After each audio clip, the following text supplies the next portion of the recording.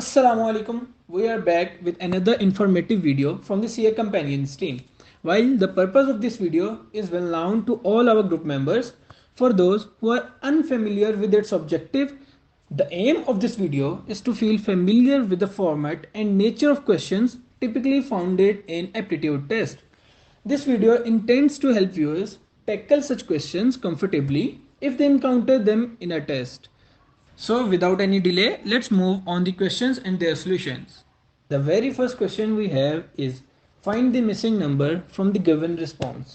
अच्छा, अब इस नेचर के क्वेश्चन जब भी आएगा ना कि हमने एक मिसिंग नंबर को आइडेंटिफाई करना है, इसमें सबसे पहला थॉट हमारा इस तरफ जाना चाहिए कि या तो इसका कोई भी रिलेशन होगा हॉरिजॉन्टल वे में या वर्टिकल वे में, ठीक है।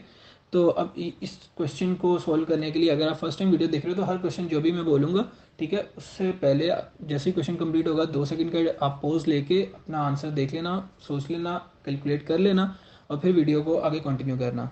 तो अब मैं इसका आंसर बताता हूँ, हमें इसका आंसर कैसे कैलकुलेट करना था। इसका जो रिलेशन था वो हॉरिजॉन्टल वे के अंदर था। हमें क्या, अब हम चलते हैं पहली हॉरिजॉन्टल रो के अंदर, वो है 28, 60 और 48 वाली। हमें सबसे पहले क्या करना था, 28 और 48 का डिफरेंस लेना था, वो आया 20, उसे मल्टीप्लाई बाय कर देना था 3, ठीक है। तो ये आ गया हमारे पास 60। मतलब जो सेंटर वाली जो एक फिगर है वो क्या है, फर्स्ट और थर्ड का डिफरेंस इंटू 3, इसी तरह सेकंड, इसी तरह थर्ड। और अब हम लास्ट वाले का आंसर कैलकुलेट करते हैं टाइम को बचाने के लिए। 7 - 16 इंटू 3, आंसर आया 27। Delta option is the correct answer. Okay, in second question we have to identify the relation between flower and bird. अब पहले उसने हमें क्या कहा हुआ है, फ्लावर और बर्ड दिया हुआ है। अब हमें खुद रिलेशन आइडेंटिफाई करना है। फ्लावर और बर्ड के अंदर रिलेशन क्या है, जो बर्ड होता है ना वो एक बिल्कुल इनिशियल स्टेज ऑफ फ्लावर होती है। इसी तरह अब उसने प्लांट और आगे क्वेश्चन मार्क दे दिया। अब हमें डिसाइड करना था इसका एक बिल्कुल अप्रोप्रिएट आंसर क्या है गिवन ऑप्शंस के अंदर से। तो अब प्लांट का बिल्कुल इनिशियल स्टेज क्या होती है, सीड। तो करेक्ट आंसर था seed. The third question we have is the sum of Ali and Aslam is 35 and the difference is 5. What are their ages? ये क्वेश्चन बहुत बेसिक था। एक तो इसको कैलकुलेट करना है, तो कैलकुलेट जैसे ऑप्शन देखेंगे ना, 5 का डिफरेंस देख लेना है। सारे ऑप्शंस के अंदर 5 का डिफरेंस सिर्फ एक ही ऑप्शन के अंदर है, वो कौन सा है, alpha option.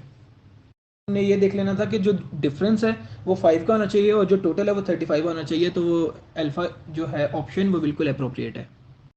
In the very next question we have to identify the most odd among all the options. अब जो options हमें given है वो है bee, moth, ant, spider. अब इसमें जो सबसे odd वाला है ना एक ऑप्शन, वो है spider, क्योंकि जो बाकी सारे हैं वो insects कैटेगरी से बिलोंग करते हैं, लेकिन जो spider है वो insect नहीं है। ओके, तो इस वजह से जो spider का ऑप्शन है वो बिल्कुल अप्रोप्रिएट है, वो सबसे odd है among all the options. The very next question is very easy. High is to low as up is to down. In the next question, we have to determine the nature. The given question is aircraft is to crash as ship is to dash. We have to choose appropriate option from the given options. Okay. अब aircraft का crash होना और ship का sink होना, इनकी जो nature है ना, जो एक मैनर है, वो बिल्कुल सेम है। अगर इसमें एक कॉन्फ्लिक्ट आ सकता है कि शिप फ्लोट भी कर सकती है, एक ही आ सकता है कॉन्फ्लिक्ट, लेकिन वो तब आता है अगर वो कहता है एयरक्राफ्ट इज टू फ्लाई और शिप इज टू, देन हम कहते हैं कि फ्लोट। ओके, लेकिन इधर जो हमने नेचर देखनी है कि क्वेश्चन को वो किस एंगल से पूछना चाह रहा है, तो उस एंगल से रिलेट करते हुए जो बिल्कुल अप्रोप्रिएट आंसर है वो है sink. Okay, in the next question we have to determine again the odd option available among all options. So हमें जो ऑप्शंस अवेलेबल है वो है JM, ये अल्फ़ाबेट्स हैं। Okay, FIOR and AC। अब इन सब में से हमें वो आइडेंटिफाई करना है जो सबसे डिफरेंट है। अब अगर हम अल्फ़ाबेट के अकॉर्डिंग इनको कैटेगराइज और सीक्वेंस में लेके चलेंगे ना, तो J और M के अंदर भी 2 अल्फ़ाबेट्स का डिफरेंस है, F और I के अंदर भी 2 अल्फ़ाबेट्स का डिफरेंस है, O और R के अंदर भी दो अल्फ़ाबेट्स का डिफरेंस है, और A और C के अंदर सिर्फ B का डिफरेंस है। तो जो A और C के अंदर एक अल्फ़ाबेट का डिफरेंस है, ये इसको सबसे डिफरेंट बना देता है। ओके, तो अप्रोप्रिएट आंसर हमारे पास है delta. The next question is very basic question. In this question they are saying in a group of 100 people, 80 people are musicians. If all musicians play an instrument, how many people in the group play an instrument? Simple answer था 80 answer ही है बस इसका। In the next question we have to determine what literary device is used in the phrase time flies. The option we have are metaphor, simile, personification, hyperbole. Correct answer is metaphor. अब बहुत से बच्चों को issue आ रहा था metaphor और personification के options के अंदर। तो मैं क्लियर कर देता हूँ ये दोनों टर्म्स कब यूज़ की जाती हैं। ओके, फिर होता क्या है, अब एक ये बिल्कुल रफ ओवरव्यू दे रहा हूँ ताकि अगर हमें कहीं किसी भी स्टेज के ऊपर दोबारा इस नेचर का क्वेश्चन आ गया तो हम उसको टैकल कर सकें। मेटाफर एक्चुअली होता है एक फिगर ऑफ स्पीच होती है जो डिस्क्राइब करती है किसी ऑब्जेक्ट या किसी एक्शन को जो कि ट्रू होता ही नहीं है। ठीक है, एक ऐसी फ्रेज के साथ जो बिल्कुल ट्रू नहीं होती है। अब जिसमें टाइम फ्लाइज जो है, ठीक है, अब ये एक मेटाफोरिकल एक्सप्रेशन इसलिए है क्योंकि ये कंपेयर कर रहे हैं पैसेज ऑफ टाइम को with the flight of a bird.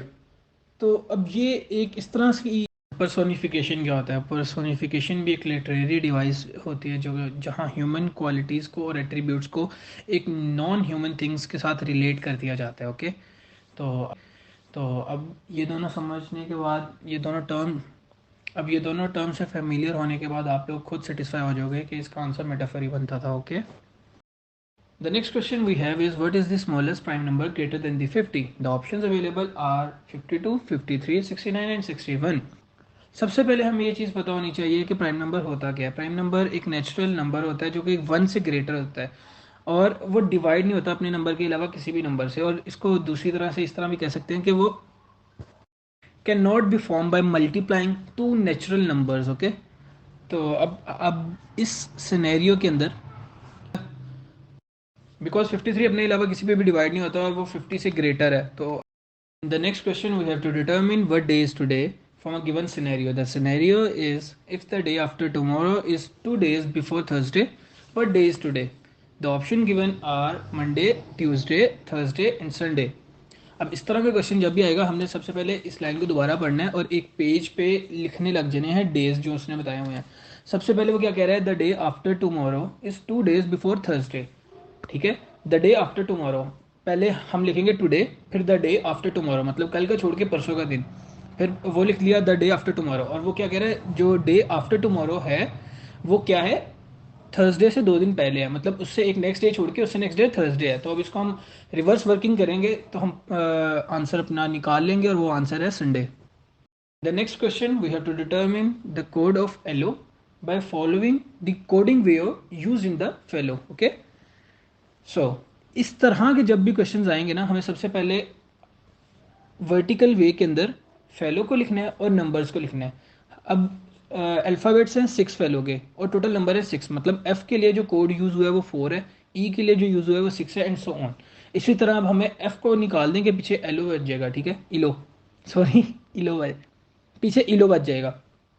तो अब हम उसका कोड देखें तो सिर्फ पहले वर्ड को हम निकाल दें क्योंकि एफ निकल गया, पीछे इलो बच गया और हमें इलो का ही कोड डिटरमिन करना है। तो 4 को निकाल दिया, पीछे क्या बचा 65531, आंसर आ गया डेल्टा।